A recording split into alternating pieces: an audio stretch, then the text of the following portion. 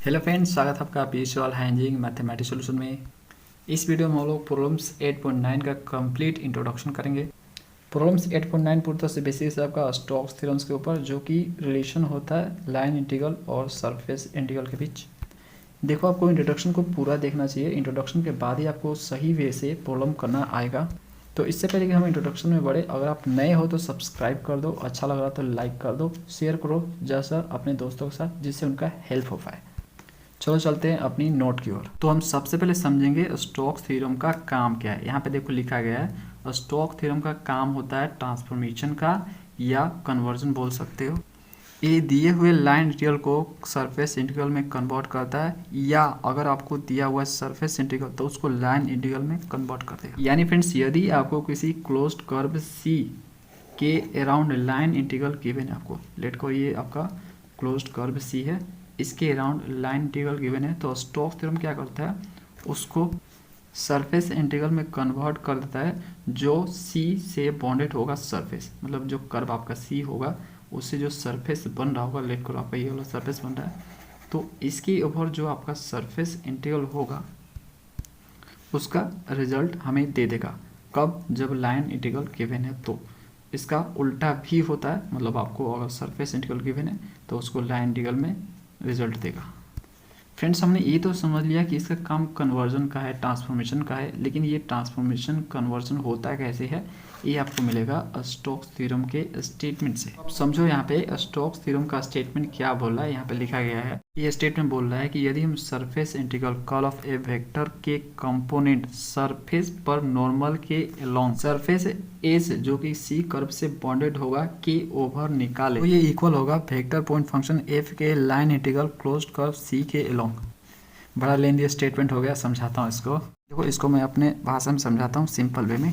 तो ये बोल रहा है कि यदि आपको कोई सरफेस एस दिया है और जो एस सरफेस है सी कर्व से बॉन्डेड है, मतलब इसका जो बाउंड्री है वो आपका कर्व सी है। ये जो दिख रहा है ना आपको फ्रेंड्स, ये आपका कर्व सी है, और इस पे एक नॉर्मल वेक्टर है, इस सरफेस पे नॉर्मल वेक्टर है, उसको हमने यहाँ पे एन लेट कर लिया। तो ये लोग बोल रहे हैं कि यदि इस सरफेस के ओवर, इस पूरे सरफेस के over curl of vector of F के कंपोनेंट नॉर्मल के अलोंग सरफेस इंटीग्रल हम निकालें तो इक्वल होगा वेक्टर पॉइंट फंक्शन एफ के लाइन इंटीग्रल क्लोज्ड कर्व सी के अलोंग। ये जो आपका क्लोज्ड कर्व सी है इसके अलोंग अगर आप लाइन इंटीग्रल निकालते हो वेक्टर पॉइंट फंक्शन एफ का, तो वो दोनों आपस में बराबर होंगे। मतलब सरफेस इंटीग्रल और लाइन इंटीग्रल आपस में बराबर होंगे। इतना समझाने के बाद भी यदि आपका सर घूम रहा है तो इस तरह से समझ सकते हो कि यदि आपको कोई वेक्टर दिया है, उसका सरफेस इंटीग्रल आपको गिवन है, तो वो इक्वल होगा उसके लाइन इंटीग्रल के। देखो, इसमें जो कर्ल ऑफ ए वेक्टर है वो आपका एक वेक्टर ही है फ्रेंड्स। देखो, किसी वेक्टर का अगर आप कर्ल निकालते हो तो एक वेक्टर फंक्शन ही आपको मिलता है। इसलिए जैसे हमने सरफेस इंटीग्रल निकाला था सरफेस इंटीग्रल के प्रॉब्लम में, वैसे ही इसमें आपको सरफेस इंटीग्रल निकालने हैं। बस वहाँ पे हमने एफ वेक्टर का सरफेस इंटीग्रल निकाला था, यहाँ पे हमें कर्ल ऑफ एफ वेक्टर का निकालना है, ठीक है, क्योंकि ये भी एक तरह का वेक्टर है, तो इसका हमें सरफेस इंटीग्रल निकालना होता है।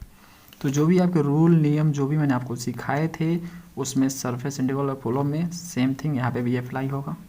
अब देखो, उसमें मैंने आपको बताया था सरफेस इंटीग्रल और प्रॉब्लम में बताया था कि जो हम निकालते हैं सरफेस इंटीग्रल वो क्या होता है एक्चुअल में, वो आपका फ्लक्स होता है, टोटल फ्लक्स आउटवर्ड होता है सरफेस से। जैसे आपका ये सरफेस हो गया, अगर आपका ये वेक्टर है, ठीक है, ये वेक्टर आपको गिवन है ना, इस पूरे सरफेस के ऊपर आप निकाल रहे हो इसका सरफेस इंटीग्रल, तो कितना फ्लक्स आउटवर्ड हो रहा है ये आपको बताता था सरफेस इंटीग्रल। यहाँ पे भी आपका वही बताएगा, यहाँ पे कर्ल ऑफ ए वेक्टर का बताएगा कि कितना फ्लक्स आउटवर्ड हो रहा है, यहाँ पे भी फ्लक्स ही बताता है। जिस तरह से वहाँ पे हमने पूरी सरफेस को छोटे छोटे सरफेस में डिवाइड किया था, ठीक है, छोटे छोटे सरफेस में, और सबका सरफेस इंटीग्रल हमने निकाला था, है ना। लेट करो कि ये छोटा सा आपका सरफेस है डी एस, है ना, और इस पर आपका एक नॉर्मल वेक्टर गिर रहा है, तो इस एन वेक्टर के अलोंग कोई आपका एफ वेक्टर गिवन है, ठीक है, इसका कंपोनेंट, ठीक है, कंपोनेंट का सरफेस इंटीग्रल हम निकाले और सबको जोड़ दे, छोटे छोटे को जोड़ दे, तो हमें पूरे सरफेस के ओवर क्या मिलता था, सरफेस इंटीग्रल मिल जाता था। सेम थिंग आपका यहाँ पे भी वही चीज़ होगा, बस आपका यहाँ पे चेंज हो गया, एफ से कॉल ऑफ एफ चेंज हुआ और कुछ चेंज नहीं हुआ, एज इट इज सब कुछ सेम, रूल नियम जो भी है सब कुछ सेम रहेगा। यहाँ पे कॉल ऑफ ए वेक्टर कहने का मतलब है कि उसका कर्ल प्रॉपर्टी देखना कि उसके अंदर सर्कुलेशन की प्रॉपर्टी है या नहीं। अगर उसके अंदर सर्कुलेशन की प्रॉपर्टी है तो हम फ्लक्स देखते हैं कि उस सरफेस से उसका फ्लक्स टोटल आउटवर्ड कितना है। तो फ्रेंड जो काम हम वहाँ पे किया करते थे वो काम यहाँ पे भी करेंगे। यहाँ पे भी हम प्रोजेक्शन लेंगे। ये भी 3D का मैटर है, वो भी 3D का ही मैटर था। सरफेस आपका देखो दो टाइप का आपका सरफेस, एक आपका कर्व सरफेस होता था और दूसरा आपका प्लेन सरफेस होता था। यानी आपका कोई ऐसा सरफेस जो किसी प्लेन में ऑलरेडी लाई कर रहा है, ठीक है, तो उसका हमें प्रोजेक्शन लेने की कोई ज़रूरत नहीं थी। अगर आपका कोई कर्व्ड सरफेस दिया है, ठीक है, कर्व्ड आपका सरफेस है, तो उसका हमें पोजीशन लेना होता था। एक्स वाई में लेते थे, वाई जेड में लेते थे या जेड एक्स में, ये अपने ऊपर डिपेंड था कि हमें किस में लेना। हम स्वतंत्र थे इसके लिए। तो सेम थिंग यहाँ पे भी होगा, वही चीज़ है। तो अगर आप स्टोक्स थ्योरम को बेटर वे में समझना चाहते हो तो आपको सरफेस इंटीग्रल पूरी तरह से आना चाहिए, हर एक कंसेप्ट क्लियर होना चाहिए। उसका लिंक आपको मैंने डिस्क्रिप्शन में दे दिया है, उसको वहाँ पे देख लेना, क्लिक करके देख लिया है तो बहुत बढ़िया है। स्टार्टिंग से देखते आ रहा वीडियो तो आपको कोई दिक्कत नहीं आएगा। मैं उनके लिए बोल रहा हूँ जो नए हैं भाई लोग, जो डायरेक्ट यहाँ पे आ गए हैं, उनको ये बोल रहा हूँ कि वो वीडियो देख ले तभी आप इसको देखें। वहाँ पे मैंने सब क्लियर मेंशन किया है कैसे कैसे सरफेस इंटीग्रल निकालने होते हैं, ठीक है, कौन कौन से रूल नियम हमें पालन करने होते हैं, सब कुछ वहाँ पे डिटेल में मैंने समझाया था। देखो अभी तक हमने स्टेटमेंट को थियोरेटिकली समझा, इसको हमने थियोरेटिकली आपको समझाया। मैथमेटिकली कुछ इस तरह से इसको एक्सप्रेस करते हैं कि आपका लाइन इंटीग्रल इस तरह से सरफेस इंटीग्रल के इक्वल होता है। देखो कर्ल ऑफ एफ का सरफेस इंटीग्रल, ओके, यहाँ पे लाइन इंटीग्रल के इक्वल होगा। यहाँ पे जो आपको एन दिख रहा है, एन कैप जो दिख रहा है, ये एक यूनिट नॉर्मल वेक्टर होता है सरफेस पे, और जब आपका डी एस छोटा सा सरफेस डी एस है उस पर आपका यूनिट नॉर्मल वेक्टर होता है। तो यदि आपको सरफेस इंटीग्रल निकालने होंगे तो सबसे पहले आपको कर्ल ऑफ एफ निकालने हैं। कर्ल ऑफ एफ निकालोगे तभी आप सरफेस इंटीग्रल निकाल पाओगे। यहाँ पे मैं बात कर रहा हूँ, वहाँ पे आपको सिर्फ एफ वेक्टर गिवन था, उसी से आपका सरफेस इंटीग्रल निकल जाता था। यहाँ पे आपको कर्ल ऑफ एफ निकालने पड़ेंगे पहले, उसके बाद ही आप जो निकाल पाओगे सरफेस इंटीग्रल। देखो मैंने एक नोट लिखा हुआ है, इसको समझो। ये बोल रहा है Gibbs theorem can only handle surface in x y plane. इसके जस्ट पिछले वाले वीडियो में मैंने गिब्स थ्योरम से रिलेटेड प्रॉब्लम करवाए थे और इसको डिटेल में समझाया था कि ये जो है एक्स वाई प्लेन में ही वैलिड होता है। अगर आपका सरफेस एक्स वाई प्लेन में दिया है तो आपका वैलिड है ना, तभी आप गिब्स थ्योरम वहाँ पे अप्लाई कर पाओगे। तो इसलिए मैंने यहाँ पे लिखा है गिब्स थ्योरम से हैंडल करता है एक्स वाई प्लेन में दिए हुए सरफेस को, ओके। लेकिन स्टोक्स थ्योरम क्या करता है, ये दोनों को हैंडल करता है। कोई अगर एक्स वाई प्लेन में दिया है आपका, चाहे कोई भी प्लेन में दिया है, ठीक है, एनी प्लेन यहाँ पर लिखा मैंने, और स्पेस में दिया है, तो ये दोनों को हैंडल करता है। तो यदि आपका सरफेस कोई भी प्लेन में दिया है या स्पेस में दिया, स्पेस मतलब 3D का मैटर है ये, तो ये दोनों को हैंडल कर लेता है, मतलब दोनों से रिलेटेड प्रॉब्लम को कर लेता है। लेकिन ये सिर्फ एक्स वाई प्लेन में वैलिड है, मतलब एक्स वाई प्लेन में अगर आपका सरफेस गिवन है तो ही आप गिब्स थ्योरम अप्लाई कर पाओगे। और स्टोक्स थ्योरम का आप यूज़ करके 3D का मैटर हो या 2D का मैटर हो, दोनों को आप हैंडल कर सकते हो। आगे मैं आपको बताऊंगा किस तरह से स्टोक्स थ्योरम से ही गिब्स थ्योरम निकला हुआ है, स्पेशल केस है स्टोक्स थ्योरम का, गिब्स थ्योरम। और फ्रेंड्स हम चलते हैं प्रूफ की ओर, स्टोक्स थ्योरम के प्रूफ की ओर चलते हैं। तो देखो इसके दो तरीके हैं प्रूफ करने के, एक आपका बुक में दिया हुआ है, दूसरा है शॉर्ट तरीका, मैं आपको उसी को करवा रहा हूँ, शॉर्ट वाला, किस तरह से आप प्रूफ कर पाओगे। तो देखो स्टोक्स थ्योरम को अगर आपको प्रूफ करना है तो आपको प्रोजेक्शन लेना होगा। मैंने बताया कि 3D का मैटर है, तो 3D को 2D में आपको कन्वर्ट करना होगा, यानी आपको उसका सरफेस का प्रोजेक्शन लेना होगा किसी प्लेन में, कोई भी प्लेन लो, आपके ऊपर है, आप स्वतंत्र हो इसके लिए, y z, z x, x y जो भी ले सकते हो। तो मैं यहाँ पे एक्स वाई ले लेता हूँ, एक्स वाई प्लेन पे मैं सरफेस का प्रोजेक्शन ले लेता हूँ। मान के चल रहा हूँ कि दिया हुआ मेरा जो सरफेस है वो एक कर्व्ड सरफेस है, यानी मेरा सरफेस जो है 3D में लाई कर रहा है, किसी प्लेन में लाई नहीं कर रहा, ओके। तो मैंने यहाँ पे लिख दिया, लेट कर लेते हैं projection of any curved surface over the x y plane, और एफ वेक्टर आपका ये वाला है, ठीक है, ये मैंने लेट कर ली, एफ वेक्टर आपका ये वाला है। ए वेक्टर का जो यहाँ पे देख सकते हो F1 F2 F3 ये कंपोनेंट है ना, आई जे और के अलावा। ये क्वेश्चन में आपको गिवन रहेगा, ए वेक्टर आपको गिवन रहेगा, तो हमने लेट कर लिया कि ए वेक्टर आपका ये वाला है, ओके। अब हम RHS ले लेते हैं। देखो हम RHS ले रहे हैं, LHS को प्रूव कर देंगे। देखो गिब्स थ्योरम जिस तरह से हमने प्रूफ किया था, एक साइड का लिया था, दूसरे साइड को ला दिया था, ओके।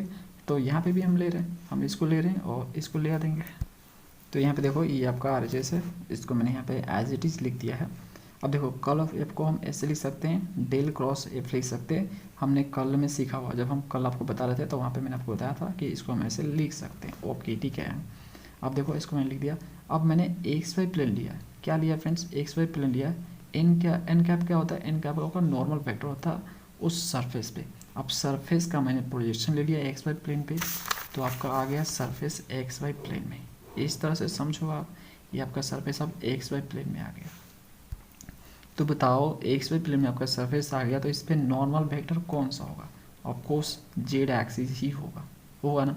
तो एक्स के साथ आई कैप आता है, वाई के साथ जे कैप आता है, जेड के साथ के कैप आता है। ठीक है, तो जेड यहाँ पे नॉर्मल वेक्टर का काम करेगा। तो यहाँ पे आपका जो जेड एक्सिस है वो इस सरफेस पे नॉर्मल की तरह काम कर रहा है। जेड एक्सिस के अलोंग यूनिट वेक्टर क्या होता है, आपका के कैप होता है। हम जानते हैं इस चीज़ को, इसलिए मैंने यहाँ पे एन कैप की जगह पे के कैप लिखा है। अब देखो ये चीज़ को मैंने यहाँ पे लिखा है। अब देखो मैं यहाँ पे के कैप की जगह पे क्या लिख सकता हूँ, आई क्रॉस जे लिख सकता हूँ। क्यों?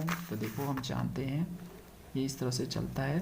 देखो ये आई होता है, ये आपका जे होता है, ये आपका के होता है। ठीक है, इस डायरेक्शन में चलता है। मतलब आई को हम जे के साथ क्रॉस करते हैं तो हमें के मिलता है, इसलिए हम के कैप की जगह पे लिख सकते हैं आई क्रॉस जे लिख सकते हैं। ठीक है, ये चीज़ें हम लिख सकते हैं। तो ये चीज़ मैंने यहाँ पे लिखा है, के कैप की जगह पे आई कैप क्रॉस जे कैप।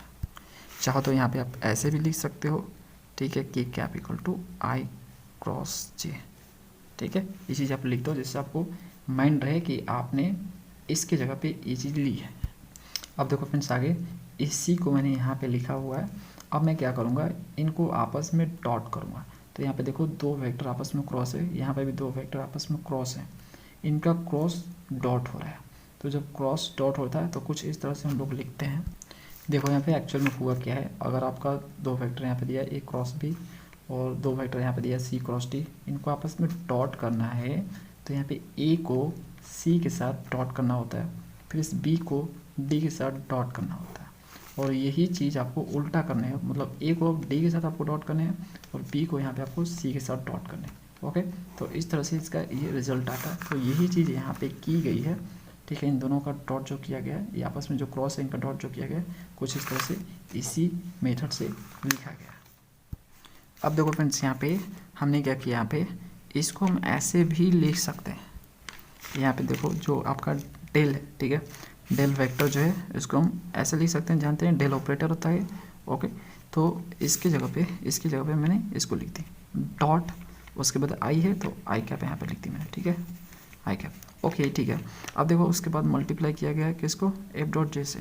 तो एफ वेक्टर की जगह हम क्या लिख सकते हैं, ये लिख सकते हैं। ठीक है, हमने माना था ना फ्रेंड्स आपका, और F vector equal to F one i और एफ टू जे और एफ थ्री के। ठीक है, इसके कंपोनेंट ये हमने लेट भी किया था। तो इसके जगह पे हम इसको लिख सकते हैं, यहाँ पे डॉट जे है तो डॉट जे कर दिया। सेम थिंग यहाँ पे देखो डेल की जगह पे ये चीज़ें लिख दी और फिर उसके बाद डॉट जे, उसके बाद एफ वेक्टर। ठीक है, ऐसे लिख सकते हैं कंपोनेंट के फॉर्म में, और आई डॉट कर दिया। ठीक है, अब यहाँ से देखो फ्रेंड्स, देखो होगा क्या, जो इसको डॉट करोगे तो जानते हो आई वाला आई के साथ होता है, जे वाला जे के साथ, के वाला के साथ। तो यहाँ पे सिर्फ आई है ना, सिर्फ आई है, तो आई वाला आई के साथ ही डॉट होगा सिर्फ, बाकी तो सब जीरो हो जाएंगे। तो जे वाला जीरो होगा, के वाला जीरो होगा, ये जीरो हो जाएगा, तो आपका ये वाला बचेगा। तो यहाँ पे आपका बचेगा, देखो समझो, देखो यहाँ पे इसको जब इससे आप डॉट करोगे तो यहाँ पे डेल बाई डेल एक्स बचेगा। ठीक है, आई डॉट आई क्या हो जाएगा, वन हो जाएगा, है ना। तो ये आपका बचेगा। तो यहाँ पे ये बचा आपका, मतलब इनका डॉट होने के बाद ये बचा। अब यहाँ पे देखो फ्रेंड्स, यहाँ पे देखो जे वाला जे के साथ ही डॉट होगा, तो ये आपका जे वाला है ना, तो इसके साथ डॉट होगा, जे डॉट जे क्या हो जाएगा, वन हो जाएगा। तो यहाँ पे आपका F2 आ जाएगा। ठीक है, F2 हो जाएगा। ओके, तो इसको आपस में मल्टीप्लाई करोगे तो आपका क्या होगा, del F2 by del x हो जाएगा। हो जाएगा कि नहीं हो जाएगा बताओ। तो इसी तरह से मैंने यहाँ पे लिखा, इनको आपस में करने के बाद मुझे ये मिलेगा। सेम थिंग इसको आप करोगे आपस में तो आपको ये मिलेगा। देखो यहाँ पे आपका क्या हो जाएगा, इसको जे वाला जे के साथ ही होता है, तो यहाँ पे आपका डेल बाई डेल वाई हो जाएगा, और यहाँ से आप डॉट करोगे आई वाला आई के साथ तो F1 आ जाएगा यहाँ से, तो F1 और डेल बाई डेल वाई को मल्टीप्लाई करो तो आपको ये मिल जाएगा। तो इस तरह से आपको ये मिल गया। और यहाँ पे आपका जो dx dy है उसको भी आपको लिखना है यहाँ पे। ओके, तो dx dy आपका एज इट इज़ है। अब बोलोगे dx dy कैसे आया, तो देखो फ्रेंड्स आपका जो प्लेन है वो आपका एक्स वाई प्लेन है। क्या है, एक्स और वाई प्लेन है ना। तो एक्स वाई प्लेन में आपका लिमिट क्या होगा, एक्स का लिमिट होगा और वाई का लिमिट होगा, यानी एक्स के रिस्पेक्ट में होगा और वाई के रिस्पेक्ट में होगा। इसलिए आपका जो डी एस है वो बदल गया डी एक्स और डी वाई में, ठीक है, इस तरह से बदल गया। आपने प्लेन यहाँ पे एक्स वाई लिया इसलिए आपका डी एक्स डी वाई में बदला। अगर आपने प्लेन वाई जेड लिया होता तो ये बता डी जेड और डी वाई हो जाता है, ठीक है, ये इस तरह से बन जाता। तो इसलिए फ्रेंड्स मैंने डी एक्स डी वाई लिखा है डी एस की जगह पे। इस तरह से आपका ये चलता आएगा। अब यहाँ पे देखो जो आपको रिजल्ट मिला है ये कुछ और नहीं, एक ग्रीन्स थ्योरम है। देखो यहाँ पे एस आपका चलता रहा, एस फॉर सरफेस चलता रहा। अब मैंने यहाँ पे आर लिख दिया, क्यों लिखा, आर रीजन को बताता है, और रीजन आपका तभी आएगा जब आपका सरफेस किसी प्लेन में लाई करने लगेगा, ठीक है। ये डिसाइड करेगा कि आपका लिमिट क्या होगा जिस भी प्लेन में आप उसको ले रहे हो। जैसे एक्स वाई में ले रहे हो तो एक्स का लिमिट और वाई का लिमिट, तो वो रीजन होता है, ठीक है। तो यहाँ पे जो एस है आपका आर में कन्वर्ट हो जाएगा। तो इस तरह से जो ये रिजल्ट आया ये कुछ और नहीं फ्रेंड्स, ग्रीन्स थ्योरम ही है। मैं आपको दिखा देता हूँ। देखो मैंने आपको बताया था प्रॉब्लम्स 8.8 में ग्रीन्स थ्योरम में, ठीक है, ये बताया था ना फ्रेंड्स आपको, ठीक है, कि ये आपका होता है तो इसके इक्वल होता है, ये होता है।